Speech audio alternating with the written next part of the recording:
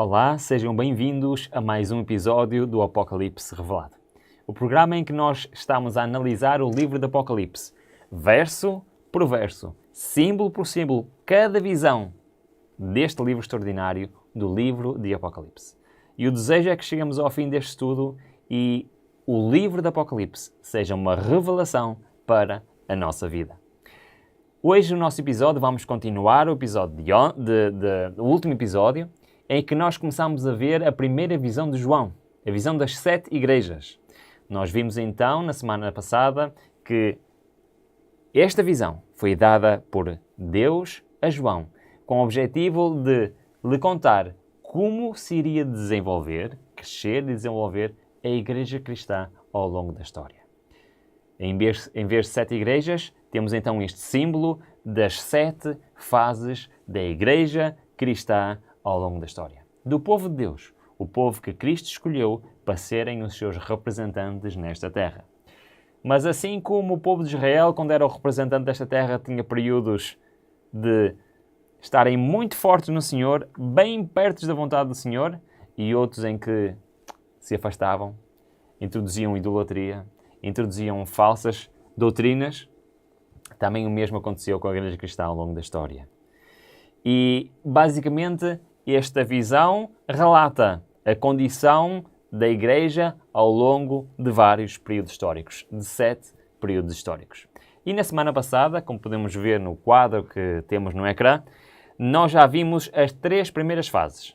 A fase da carta a Éfeso, que representa a igreja cristã do ano 31 até o ano 100. A carta de Esmirna, que representa do ano 100 ao ano 313. E a carta a Pérgamo, que representa a igreja cristã do ano 313 até o ano 538. Nós vimos que a primeira fase foi a fase da igreja apostólica, a fase da igreja que foi deixada por Cristo e desenvolvida e proclamada pelos apóstolos, pelos discípulos, depois junto com Paulo e com outros homens que de facto criaram a igreja cristã, que trouxeram à existência esta igreja que ia mudar a história de todo o mundo. E esta igreja da primeira fase foi uma igreja que, apesar de ter esmorecido um pouco, ou seja, não ter aquele fulgor inicial, mas que se manteve firme e fiel às doutrinas, aos preceitos de Deus, à mensagem do Evangelho Eterno.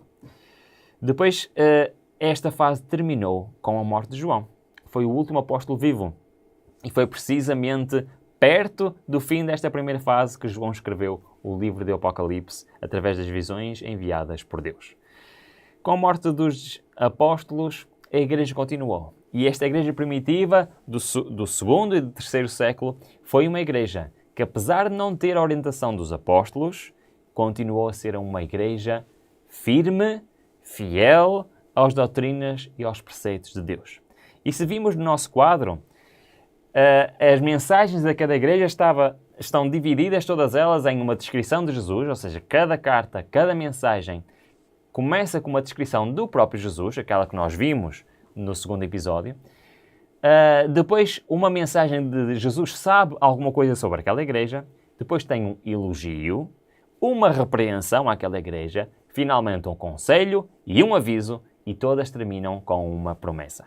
Mas se repararem no nosso quadro, a segunda igreja, a igreja primitiva, após os apóstolos e antes do ano 313, foi uma igreja que não tem uma repreensão.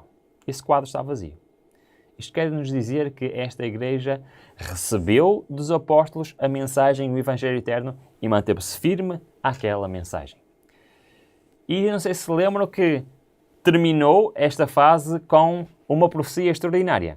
Uma profecia, como nós falámos, que se encontra destacada ali no nosso aviso, que é a profecia que nos diz que esta igreja iria sofrer uma perseguição, uma tribulação tremenda que ia durar 10 dias. E vimos que no nosso dicionário, não é? No nosso dicionário profético, que 10 dias, que um ano corresponde, que um dia corresponde a um ano, e então que seriam 10 anos. Então nós vimos realmente nos livros da história que desde o ano 303 ao ano 313, o Império Romano fez a maior perseguição aos cristãos. Milhares de cristãos foram mortos por todo o Império. Foi, de facto, uma grande tribulação que eles tiveram de enfrentar. Mas também no ano 313, com Constantino a assinar um édito que punha fim às perseguições dos cristãos, que restabelecia os direitos dos cristãos como de pleno direito no Império. E começou uma nova fase da Igreja. Foi precisamente com este imperador que começou uma nova fase. A terceira fase, a fase de Pérgamo, em que a Igreja obteve a paz em troca de abdicar dos princípios dados por Deus, ensinados pelos apóstolos, que foram mantidos firmes, apesar da tribulação, da perseguição, da ameaça de morte. Na fase da Igreja de Esmirna, para ser cristão, reparem bem, significava pôr a vida em risco. Afirmar publicamente, eu sou cristão. Imediatamente a nossa vida, a vida daqueles cristãos, estava em perigo de serem condenados à morte. Era preciso estarmos perfeitamente cientes do que somos, do que acreditamos, para aceitar, arriscar a nossa vida a afirmar que somos cristãos. Mas na terceira fase, na fase de Pérgamo, começou no ano 313, com o édito que terminava a perseguição dos cristãos. E logo a seguir começou a maior transformação na Igreja Cristã. É que Constantino, o imperador que assinou o acordo de paz do fim de perseguição aos cristãos, foi o mesmo que se converteu ao cristianismo e juntou, como vimos no último episódio, a Igreja de Roma e a Igreja Cristã e formou a Igreja Católica Apostólica Romana.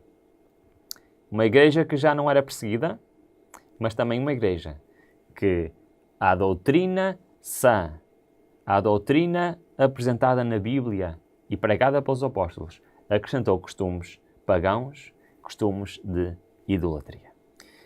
E depois chegamos então à quarta fase, à fase de Tiatira, que começa no ano 538. Durante a fase anterior, apesar das doutrinas, várias doutrinas importantes terem sido mudadas, ainda houve paz para aqueles que queriam ser firmes e fiéis à Bíblia. Mas a partir do ano 538, isso começou a mudar. Mas vamos ver o que é que marca o ano 538. Vamos ver o texto que temos a seguir, um texto histórico, que nos diz o seguinte: sobre o contexto histórico de 538 d.C., podemos concluir que, a despeito do facto de Símaco ter legalmente de se submeter algumas vezes ao herético rei Ariano Teodórico, ele não apenas se considerava superior ao governante secular, mas chegou mesmo a se autodenominar juiz em lugar de Deus e subregente do Altíssimo. Justiniano I não apenas chamou o Papa de o cabeça de todas as sagradas igrejas, mas também legalizou oficialmente a supremacia eclesiástica do Papa. E foi somente em 538 que a cidade de Roma se tornou livre do domínio de qualquer reino ariano herético, e a Igreja de Roma foi capaz de desenvolver mais efetivamente a sua supremacia eclesiástica. Então o que é que tem de importante o ano 538? O ano 538 marcou uma nova fase na Igreja Cristã. O que é que aconteceu nesta fase? É que, nesta altura, o principal regente da Igreja Cristã, que nesta altura se chamava-se de o Papa, e até hoje se chama de o Papa, tornou-se também não só um líder religioso, mas também um líder político. E tornou-se então o homem mais poderoso à face da terra. A partir desta altura, e a sua supremacia aumentou de tal maneira que não havia nenhum rei na Europa que se podia chamar de rei se não se submetesse à autoridade do Papa. Se não fosse o Papa a dizer, sim, pode ser o rei. E ele tinha o poder de destituir e estabelecer quem era rei em todos os países da Europa. Então este líder religioso, a partir do ano 538, se estabeleceu em Roma como um chefe religioso e um chefe político. E isto marca o início da supremacia papal. Ora, na fase anterior, a Igreja se corrompeu nas suas doutrinas, mas agora ela entrou no reino político. E ao fazer isso, todos os exércitos de todos os reinos da Europa estavam, o quê? Sobre a alçada deste homem, do Papa. Então, a partir de 588, nós temos a supremacia papal. Vamos ver então o que é que a Bíblia diz como iria ser esta fase da Igreja. Em Apocalipse 2, 18 e 21, diz-nos o seguinte: Ao anjo da igreja em Tiatira escreve, isto diz o Filho de Deus, que tem os olhos como chama de fogo e os pés semelhantes a latão reluzente. Conheço as tuas obras, e o teu amor, e a tua fé, e o teu serviço, e a tua perseverança, e sei que tuas últimas obras são mais numerosas que as primeiras. Mas tenho contra ti que toleras a mulher Jezabel, que se diz profetiza.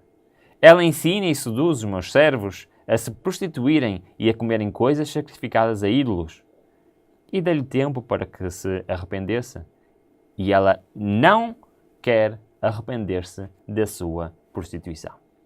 Então, olhando para o nosso quadro, nós temos já nestes versículos, nestes 3 versículos, nestes 4 versículos, o seguinte: temos inicialmente, como em todas as mensagens às cartas às igrejas, temos primeiro a descrição de Jesus, temos então o que é que Jesus sabe sobre esta igreja, temos um elogio, temos uma repreensão e desde já temos um conselho.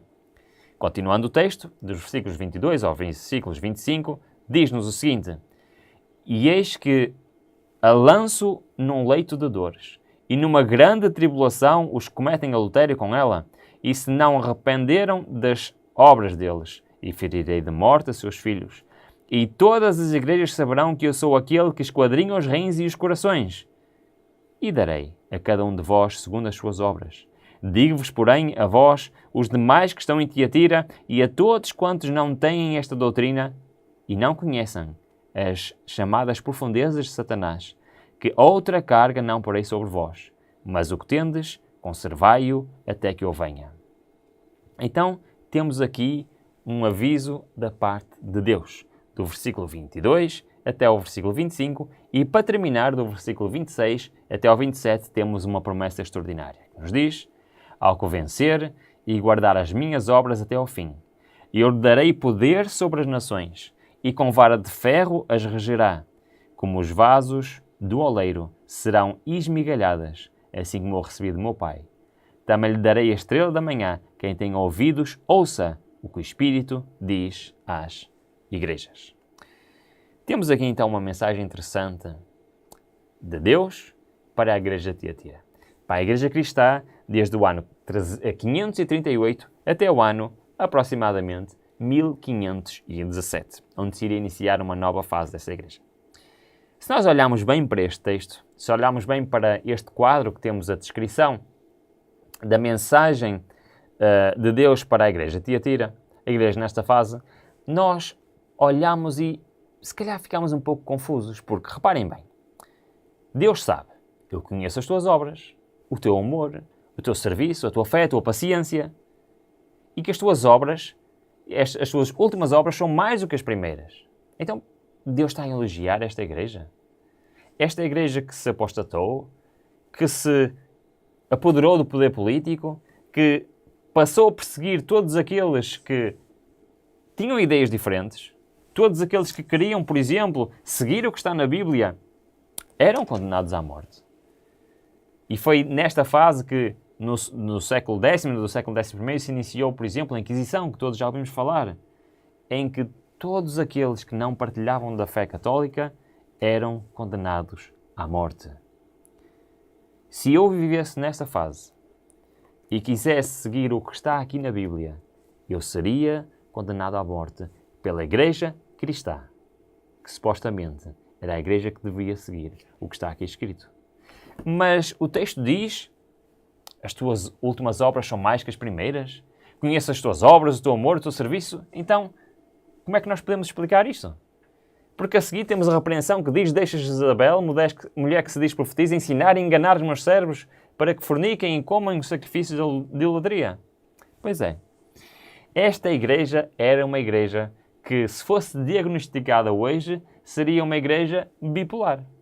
Só podia ser uma igreja bipolar. Porque reparem, ao mesmo tempo em que temos uma igreja que seguiu o exemplo de Jezabel no Velho Testamento. Lembram-se de Jezabel? A mulher do rei de Israel, mulher de Acabe. Ela era filha do rei de Tiro, que era um povo pagão. E o que é que ela fez? Ela trouxe a religião pagã para o meio do povo de Deus, para o meio de Israel. E Acabe aceitou que esta doutrina, esta religião pagã, se fundisse com a religião verdadeira do povo de Israel. É o mesmo caso que aconteceu com a Igreja Cristã nesta altura. Ao juntar-se com a Igreja de Roma, também a idolatria veio para a Igreja. Também a adoração de imagens veio para a Igreja e a adição de outras doutrinas que não fazem parte da doutrina pura da Igreja Cristã. Mas, ao mesmo tempo, era uma igreja que era uma igreja cristã e era uma igreja que tinha muitas e boas obras. Como é que nós podemos justificar isto? É muito simples. Foi precisamente no 6º século, nesta altura, que se iniciou aquela que ainda hoje é a maior instituição de caridade e de educação. Foi nesta altura que a Igreja Católica decidiu começar a fundar escolas por todo o mundo para educar as pessoas. E não sei se sabem, mas ainda hoje, por exemplo, em África, 60% dos hospitais e das escolas são patrocinadas pela Igreja Católica. E nesta altura, a Igreja Católica, ao mesmo tempo que se corrompia espiritualmente, ao mesmo tempo em que as suas doutrinas não eram as doutrinas da Bíblia, ao mesmo tempo que perseguia aqueles que queriam seguir a Bíblia, ao mesmo tempo se multiplicava em boas obras. Concordam comigo? Isto só pode ser uma igreja bipolar, porque eles iniciaram a sua obra de caridade, de ajuda aos pobres, de ajuda aos necessitados. Iniciaram a obra de educar as pessoas, de trazer escolas, de mais tarde hospitais, e ao mesmo tempo perseguiam aqueles que queriam seguir a verdade bíblica. E se nós olharmos esta igreja, começou a pôr em primeiro lugar não a fé em Cristo, mas as obras. As obras começaram nesta altura a ter um papel fundamental na mente e na ideia dos cristãos desta igreja. Pois bem, nós vemos então que esta igreja era uma igreja que, por um lado, começou a fazer boas obras, mas, por outro lado, estava corrompida e que perseguia e matava todos aqueles que queriam voltar às ideias da igreja primitiva. Mas a promessa de Deus é sempre a mesma, se repararem, ao longo de todas as fases da igreja. A promessa de Deus é sempre, se permanecemos fiéis ao Senhor, e Ele está disposto a nos aceitar, a nos perdoar e a nos salvar. Como é que terminou então esta fase da igreja? Esta fase da igreja terminou, segundo a minha visão, em 1517. Mais ou menos, não quer dizer que seja exatamente esta data, mas terminou quando? Com o início da Reforma Protestante. Um marco significativo do início da Reforma Protestante foi em 1517, por isso eu escolhi esta data. E vamos ver um livro de história que nos fala exatamente sobre isso. Diz assim: a Reforma Protestante foi um movimento reformista cristão do século XVI, liderado por Martinho Lutero, simbolizado pela publicação de suas 95 teses em 31 de outubro de 1517, na porta da igreja do castelo de Wittenberg. Tendo por ponto de partida as críticas às vendas de indulgências, o movimento de Lutero tornou-se conhecido como um protesto contra os abusos do clero, evoluindo para uma proposta de reforma no catolicismo romano, a partir da mudança em diversos pontos da doutrina da Igreja Católica Romana, com base que Lutero entendia como o retorno às Escrituras Sagradas. 1517 foi um ano muito importante. Foi um ano em que a história da Igreja Cristã mudou. Já vários outros antes de Lutero tentaram reformar a Igreja. Lutero foi, se calhar, o mais proeminente. E a partir desta data, a Igreja Cristã nunca mais foi a mesma. Porque este homem, junto com outros, já no passado e até depois dele e contemporâneos dele, decidiram estudar a Bíblia. decidiram pegar na Bíblia, estudar, ver o que está aqui escrito e repararam, aqui está uma coisa que não está certo. Porque Lutero era um sacerdote católico e no mosteiro onde ele estava, no mosteiro onde ele vivia, e ele tinha uma Bíblia acorrentada num corredor. Nesta altura era muito perigoso ler a Bíblia. Ninguém estava autorizado a ler a Bíblia. Se alguém fosse apanhado a ler a Bíblia, era condenado à morte. Mas no mosteiro, onde ele estava, tinha lá uma Bíblia que estava acorrentada, não podia sair dali. E ele decidiu, vou ler por mim próprio. E ele era um homem culto, sabia várias línguas, sabia ler perfeitamente línguas estrangeiras. E pegou naquela Bíblia, começou a desfolhar e começou a perceber que alguma coisa não batia certo. É que a doutrina da Igreja Católica não estava condizente com a doutrina das Escrituras Sagradas. Então o que é que ele pensou? Bom, eu tenho que avisar os outros, tenho que dizer que temos que mudar. Nós temos que voltar ao que éramos no início, às doutrinas da Igreja primitiva. E o ponto de partida foi o facto de que haviam indulgências. O que era isto? As pessoas pagavam e era-nos dado um papel para perdoar os seus pecados. Ou seja, se eu queria pecar por algum motivo, eu podia o fazer desde que eu pagasse à igreja e recebia uma indulgência que era o perdão do pecado que eu ia cometer. Ora, isto não faz nenhum sentido biblicamente. Mas foi assim que a Igreja Católica enriqueceu e desenvolveu muitos das suas igrejas, dos seus palácios. Martinho Lutero reparou que aquilo não estava certo. Que a Bíblia diz claramente que o perdão só vem de Deus, só vem pelo arrependimento. E ele começou não a querer fundar uma nova igreja, mas a querer reformar a Igreja Católica. E assim começa a história da nossa quinta fase da Igreja Cristã. A fase de Sardes foi de 1517 a 1798. Vamos ler então o que nos diz no início do capítulo 3 de Apocalipse. Diz-nos assim o Senhor à Igreja de Sardes. Ao anjo da Igreja em Sardes escreve: Isto diz aquele que tem os 7 Espíritos de Deus e as 7 estrelas. Conhece as tuas obras. Tens nome de que vives e estás morto. Sê vigilante e confirma o restante, que está para morrer, porque não tenho achado as tuas obras perfeitas diante de Deus. Lembra-te, portanto, do que tens recebido e ouvido, e guarda-o, e arrepende-te, pois se não vigiardes, virei a ti como ladrão, e não saberás a hora que virei sobre ti.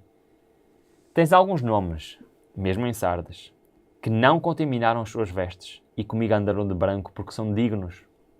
E o que vencer será assim vestido de vestes brancas, e de maneira nenhuma arriscarei o seu nome do livro da vida, antes confessarei o seu nome diante de meu Pai e diante dos seus anjos. Esta é a mensagem de Deus para a Igreja de Sardes. Para a fase da Igreja Cristã de 1517 a 1798. Neste contexto histórico que acabamos de ver, é uma mensagem que nos aponta exatamente para isto. Uma mensagem que nos aponta para uma Igreja que está a perseguir os verdadeiros filhos de Deus. Mas, ao mesmo tempo, é uma Igreja que está a passar por uma transformação. Começou a surgir homens, embora poucos, mas começaram a voltar às origens. Começaram a voltar exatamente à palavra de Deus. Então, olhando para o nosso quadro, nós vemos que Jesus conhece as obras desta igreja. E esta igreja tem um nome, diz-se Igreja Cristã, diz Igreja daquele que é a vida. Eu sou o caminho e a verdade e a vida, segundo as palavras de Cristo. Dizem-se cristãs, mas o que é que nós vemos? Mas estás morto. Esta igreja professa-se cristã, mas não é. Qual é o elogio? O elogio é que nessa igreja tem poucas pessoas que não contaminaram suas vestes e que um dia andarão com Cristo branco porque são dignas disso. É verdade. Dentro desta igreja cristã começaram a surgir homens como Martinho Lutero e como outros que pegaram na Bíblia e voltaram às doutrinas apostólicas. Qual é a repreensão então para esta igreja? Confirma os restantes que estavam para morrer porque não achei as suas obras perfeitas diante de Deus. Conselho de Deus, lembra-te, pois, do que tens recebido e ouvido, e guarda-o e arrepende-te. E o aviso: e se não vigiares, virei sobre ti como ladrão, e não saberás a hora em que sobre ti virei. Esta é uma fase muito interessante da Igreja Cristã.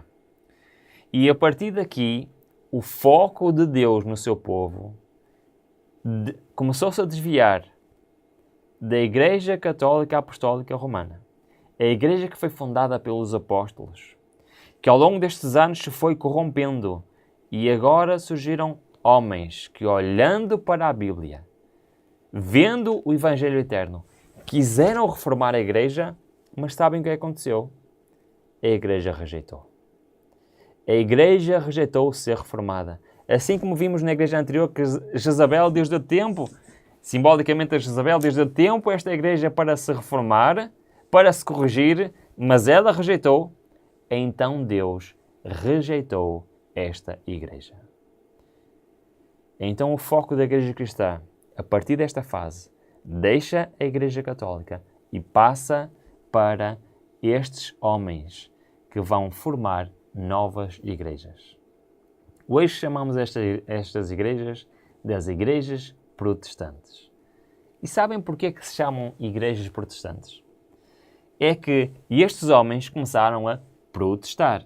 Não contra a igreja estabelecida, não contra a igreja cristã. Começaram a protestar porque a palavra de Deus não estava a ser seguida. E como em vez de conseguirem reformar a igreja, foram expulsos da igreja, e eles viram-se obrigados a seguir a palavra de Deus fora da igreja estabelecida. E foi assim que por todo o mundo, e especialmente aqui na Europa, começaram a surgir igrejas protestantes. Igrejas como a Igreja Luterana, como a Igreja Anglicana, como os Calvinistas, como outros movimentos por toda a Europa, começaram a surgir. E cada um deles começaram a descobrir novas verdades da Bíblia. E começaram-se a apegar a essas verdades. E especialmente no norte e no centro da Europa, países inteiros se tornaram cristãos mais perto dos cristãos primitivos. Mas, durante esta fase, a perseguição tornou-se cada vez mais forte. E muitos destes homens e mulheres que queriam seguir a verdade da bíblica viram-se obrigados a fugir. E como nós vamos ver mais à frente, no capítulo 12 do Apocalipse, houve um sítio específico que Deus preparou para receber os cristãos que queriam voltar à verdade bíblica. E nós vemos uma transferência destes cristãos da Europa para a América do Norte, onde foi estabelecido um novo país. Um país onde a liberdade civil e a liberdade religiosa era uma realidade. Vamos ver isto melhor depois no capítulo 13 de Apocalipse. Um país que se tornou berço dos grandes movimentos cristãos que hoje compõem a maior parte das igrejas ditas protestantes. Eu gosto mais do termo evangélico. Igrejas evangélicas, igrejas que pregam a verdade, o Evangelho de Deus. Mas então o foco virou-se para esse lado. E por isso é que nós temos aqui uma fase muito interessante. É que esta fase da Igreja de Sardes termina em 1798. Lembram-se, na fase anterior, que começou em 538, começou com a imposição da supremacia papal. Ora, exatamente 1260 anos mais tarde, em 1798, terminou a supremacia papal. Vamos ler, vamos voltar à história. Diz assim: os 1260 anos da supremacia papal começaram em 538 de nossa era e terminariam, portanto, em 1798. Nesta ocasião, um exército francês entrou em Roma e tomou prisioneiro o Papa, que morreu no exílio. Posto que logo depois fosse eleito no novo Papa, a hierarquia papal nunca pôde desde então exercer o poder que antes possuíra. Foi o fim da supremacia papal. Deus deu tempo a esta igreja para se arrepender, para voltar para a doutrina apostólica, para voltar àquilo que a igreja primitiva acreditava. Mas como esta igreja se recusou a reformar, ela foi rejeitada por Deus. E sabem, quando Deus rejeita alguém, vem a seguir a ruína. E foi isto que aconteceu. A supremacia papal terminou em 1798, quando um dos chefes do exército de Napoleão, o general Berthier, entrou em Roma, prendeu o Papa e retirou para sempre a supremacia papal.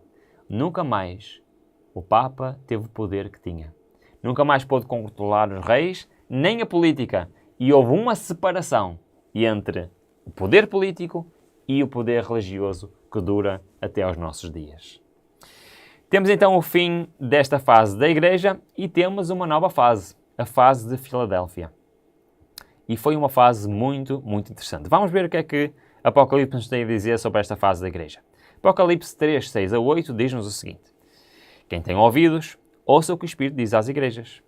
Ao anjo da igreja em Filadélfia escreve: e isto diz o que é santo, o que é verdadeiro, o que tem a chave de Davi, o que abre e ninguém fecha, e que fecha e que ninguém abre.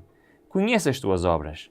Eis que tenho posto diante de ti uma porta aberta, que ninguém pode fechar, pois tens pouca força, e guardaste a minha palavra e não negaste o meu nome. Bom, olhando para o nosso quadro, já temos aqui algumas coisas interessantes. Temos novamente a descrição de Jesus e temos que Jesus sabe.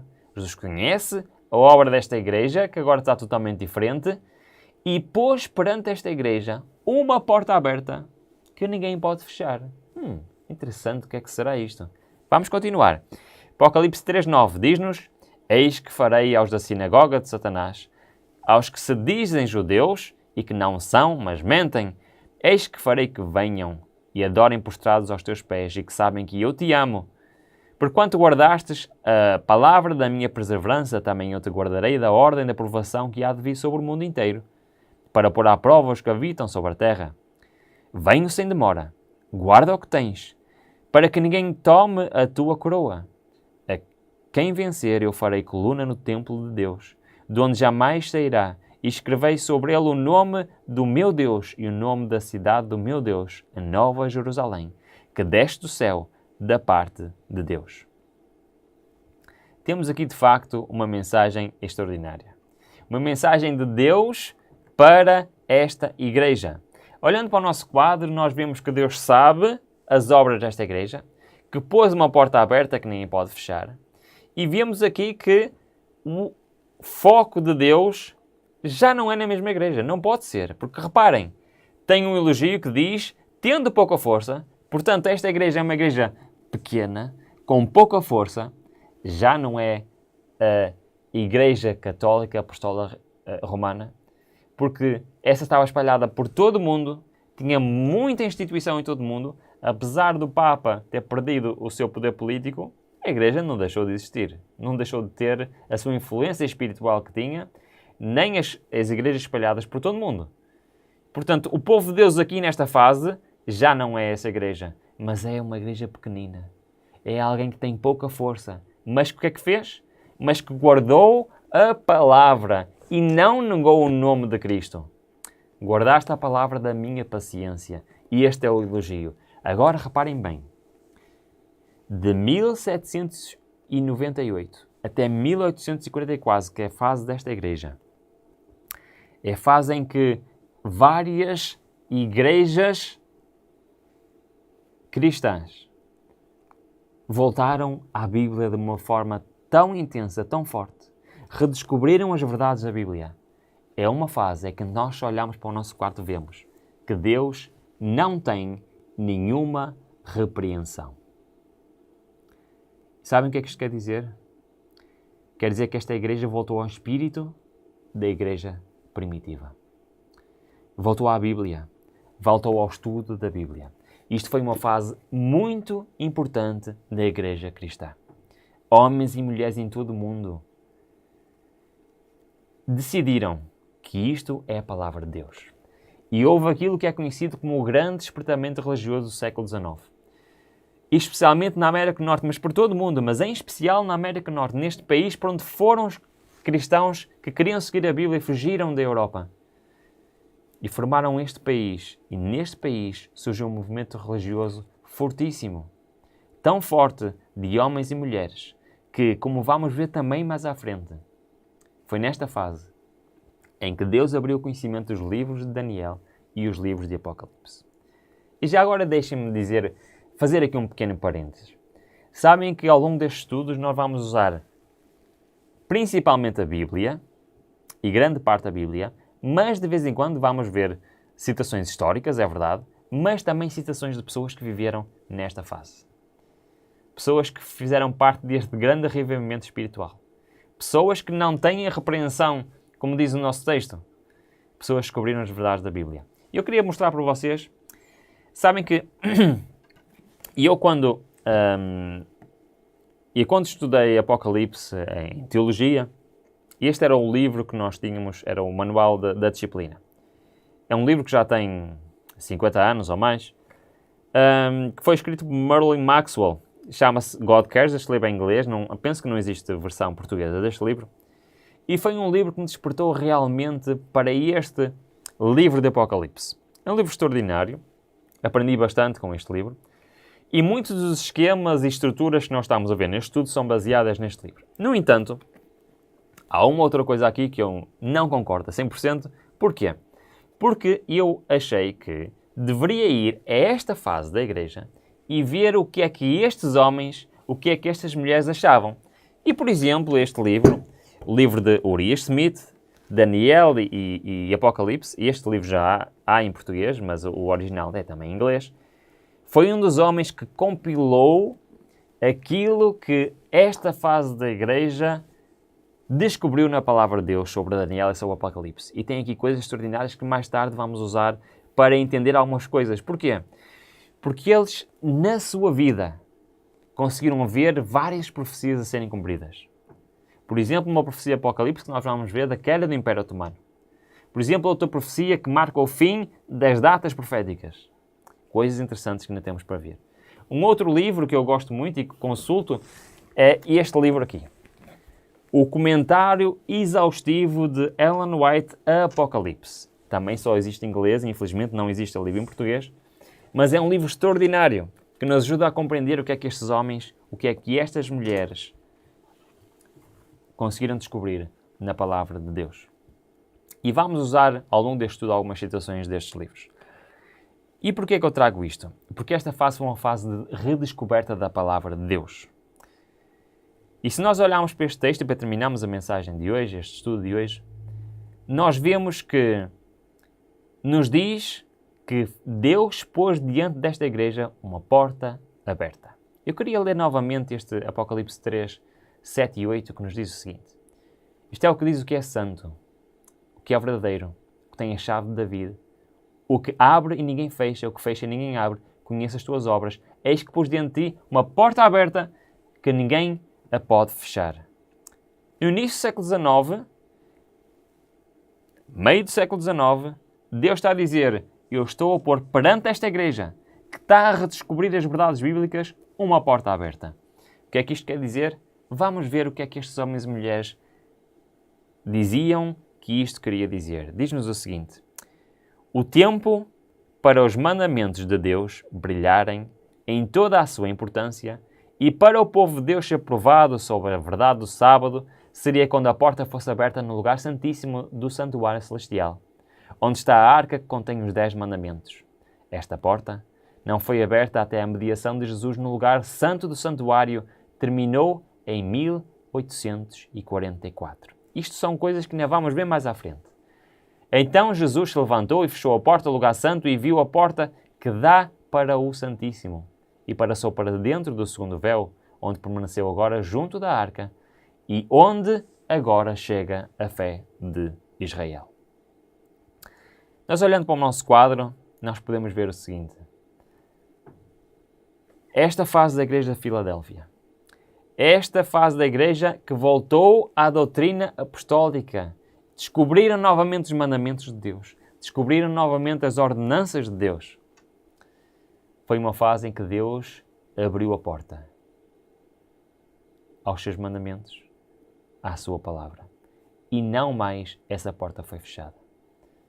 Para que nós percebamos bem isto, nós temos que compreender que até 1798 ninguém podia estudar a Bíblia.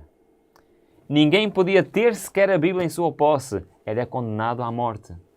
Mas a partir de 1798 isto mudou completamente. E começaram a surgir sociedades bíblicas em todo o mundo. A primeira foi a Sociedade Bíblica Britânica. E por toda a Europa começaram a haver mais. Depois nos Estados Unidos e por todo o mundo. E sabem o que aconteceu? A Bíblia começou a estar ao alcance de todas as pessoas neste planeta. Deus abriu esta porta e não vai ser fechada mais. Hoje nós temos o privilégio do nosso telemóvel, do nosso computador, aqui temos acesso à palavra de Deus. Não existe nenhuma desculpa para nós não compreendermos as verdades bíblicas. Garanto-vos que para estes homens e mulheres no século XIX foi muito mais difícil entenderem a Bíblia do que é hoje para cada um de nós. E por isso o meu desafio hoje para ti e para mim é que coloquemos no nosso coração a vontade de estudar cada vez mais a palavra de Deus. Cada vez mais sabemos a sua vontade e, acima de tudo, colocamos em prática na nossa vida. Sabem porquê? Porque nem nos falta uma igreja. É a igreja que vai de 1844 até ao fim da história deste mundo. A igreja de hoje. E eu digo-vos que hoje Deus olha para a sua igreja e já tem muitas repreensões para lhe dar. E esse vai ser o tema do próximo episódio do Apocalipse Revelado. Qual a mensagem que Deus tem para a igreja de hoje, para a igreja de Laodiceia? Conto convosco, espero que estejam entusiasmados em saber qual a mensagem que Deus tem para mim e para ti. Até ao próximo episódio do programa Apocalipse Revelado. Olá, gostou deste vídeo? Então apoie o nosso canal. Existem 3 maneiras simples de o fazer. Primeira, faça um like neste vídeo. Segunda, subscreva o nosso canal. E terceira, partilhe este vídeo. Ao partilhar este vídeo, está a partilhar o Evangelho.